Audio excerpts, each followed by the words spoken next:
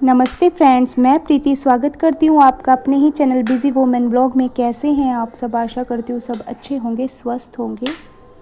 Friends, ये अहोई अष्टमी का blog है, तो चलिए ब्लॉग को स्टार्ट करते हैं। तो यहाँ पे मैं कर रही हूँ क्लीनिंग।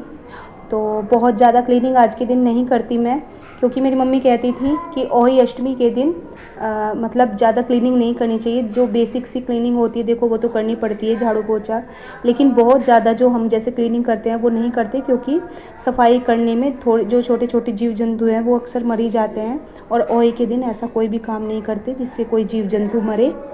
तो इसलिए मैं हल्की फुल्की सी बस झाड़ू लगाई मैंने, वो पोछा लगा दूंगी और बाकी बहुत ज़्यादा क्लीनिंग आज नहीं करूँगी। दूसरा व्रत भी होता है तो इतनी ज़्यादा एनर्जी भी नहीं होती।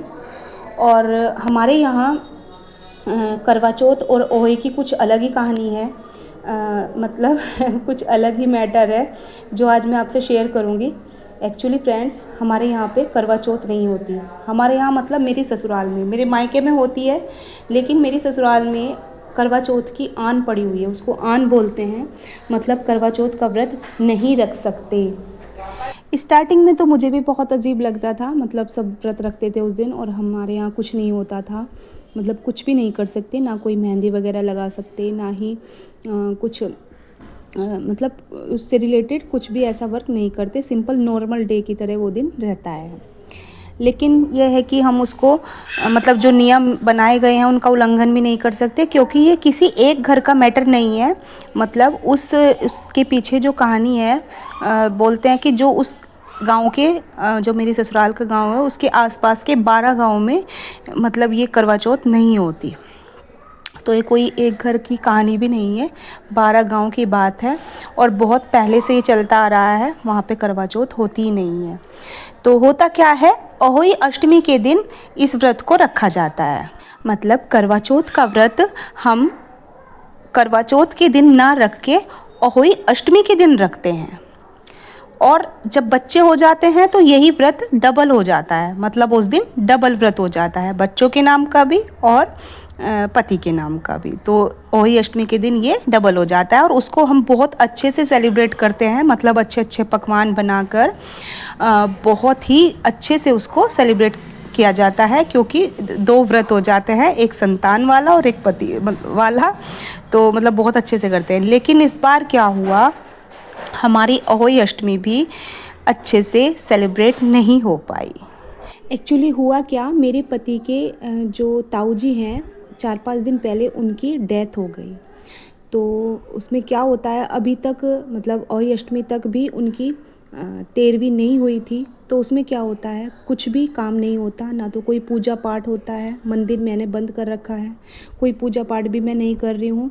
और क्या होता है, कढ़ाई भी नहीं चढ़ती चूल्हे पे। कढ़ाई चढ़ने से मतलब कोई भी पकवान नहीं बनता, क्योंकि मृत्यु हो रखी है घर में। तो क्या था, बड़ी टेंशन हो गई, समझ में नहीं आ रहा था कि अब करना क्या है, क्या होगा, कैसे होगा। एक तो करवा चौथ का व्रत नहीं होता, उसमें ही बड़ा अजीब लगता था जब सब करते थे और हम नहीं करते। दूसरा फिर क्या हुआ कि अब ये अहोई भी अच्छे से नहीं सेलिब्रेट कर पाएंगे, तो बहुत बुरा लग रहा था। लेकिन क्या करें, करना तो सब पड़ता है। लेकिन उसके लिए फिर पूछताछ की, सबसे पूछा कि अब क्या होगा भाई। तो बायना भी निकालना ज़रूरी है, क्योंकि बायना नहीं निकालेंगे तो वो फिर से आन पड़ जाएगी। तो इसलिए क्या था, सबने बताया कि कच्चा खाना बनेगा, मतलब पकवान ना बन के दाल चावल बनेंगे, रोटी बनेंगी और उनसे बायना निकाला जाएगा। तो यहाँ पे मैंने चावल बना लिए थे, दाल बना ली थी, और क्योंकि दाल में प्याज वगैरह नहीं डलता, तो मैंने थोड़े से खड़े मसाले डाल के इसको बना दिया था। और साथ में मीठे की जगह क्या रख दिया था, बूरा में घी, मतलब घी डाल के वो रख दिया था। और बस 2 बायने होते हैं, तो एक बायना तो मतलब बना के रख दिया था, जैसे दाल चावल बने हुए थे। और एक पार्ट में ये दाल चावल बिना मतलब कच्चे बिना पके रख दिए थे, ये दूसरे बायने के नाम के हो गए थे। और इसी तरह से कपड़ा पूजा जाता है, मतलब साड़ी वगैरह पूजी जाती है, लेकिन वो भी अभी अलाउ नहीं था पूजना, क्योंकि इतना मृत्यु हो रखी होती है तो इतना हम कपड़ा वगैरह नहीं पूज सकते। तो इसके लिए बताया गया था कि पैसे रख देने हैं, तो मैंने पैसे रख दिए थे दोनों बहनों के नाम के। त्योहारों के मौसम में इस तरह की घटना हो जाती है तो बिल्कुल भी अच्छा नहीं लगता, लेकिन क्या करें, जीवन और मृत्यु सब ईश्वर के हाथ में होता है, हमारे हाथ में कुछ भी नहीं होता, मैं हमेशा कहती हूँ। इसलिए जैसी परिस्थिति होती है उनके अकॉर्डिंग ही हमें काम करने होते हैं। तो यहाँ पे मैंने एक चौकी लगा दी थी अहोई माता की और ये बायना रख दिया था। और बस अब ये शाम का टाइम था, 4-5 बजे के करीब का टाइम था, तो मैंने बायना निकाल दिया था और अहोई माता से प्रार्थना की कि हे अहोई माता, अगली बार अच्छे से आना, शुभता लेकर आना, इस तरह की कोई घटना ना हो, ताकि हम अच्छे से आपका सेलिब्रेशन कर सकें, अच्छे से अहोई अष्टमी का त्यौहार मना सकें। तो उनसे प्रार्थना की, बच्चों के लिए, पति के लिए लंबी उम्र की कामना की। तो फ्रेंड्स, इस तरह से मैंने ये अहोई का आज व्रत पूरा किया। तो बस यही था कि करवा चौथ का व्रत तो मैं रखती ही नहीं हूँ, और अहोई के व्रत में भी इतनी सारी अड़चनें आई इस बार, ऐसा कभी नहीं हुआ इससे पहले। तो हाथ जोड़ के प्रार्थना करती हूँ अहोई माता से कि आगे भी ऐसा कभी ना हो। शेयर इसलिए कर रही हूँ क्योंकि ऐसी परिस्थिति किसी के भी साथ हो सकती है, तो कंफ्यूज होने की ज़रूरत नहीं होती, हर चीज़ के अल्टरनेटिव होते हैं। और बस इसी तरह से मैंने अपना व्रत संपूर्ण किया। शाम को तारे को देख के अर्घ देते हैं, जो हम चावल कहानी के टाइम सुनते हैं। हालांकि देखो, सारे काम करने पड़ते हैं, लेकिन कुछ भी काम करते हुए हमें बिल्कुल अच्छा नहीं लग रहा था, क्योंकि हम जब सब परिवार में, घर में, गांव में सब ठीक ठाक रहते हैं, अच्छे से हंसी खुशी रहते हैं, तभी सारे त्यौहार अच्छे लगते हैं। तो लेकिन क्या करें, सब कुछ करना पड़ता है।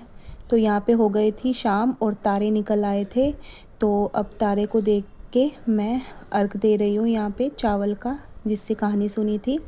और फ्रेंड्स, इस तरह से मैंने आज का ये अपना अहोई अष्टमी का व्रत संपूर्ण किया।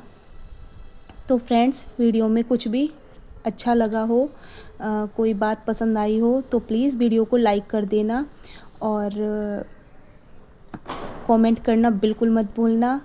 और चैनल पे नए हैं तो प्लीज़ चैनल को सब्सक्राइब कर लीजिए। मिलती हूँ नए ब्लॉग के साथ, तब तक के लिए बाय।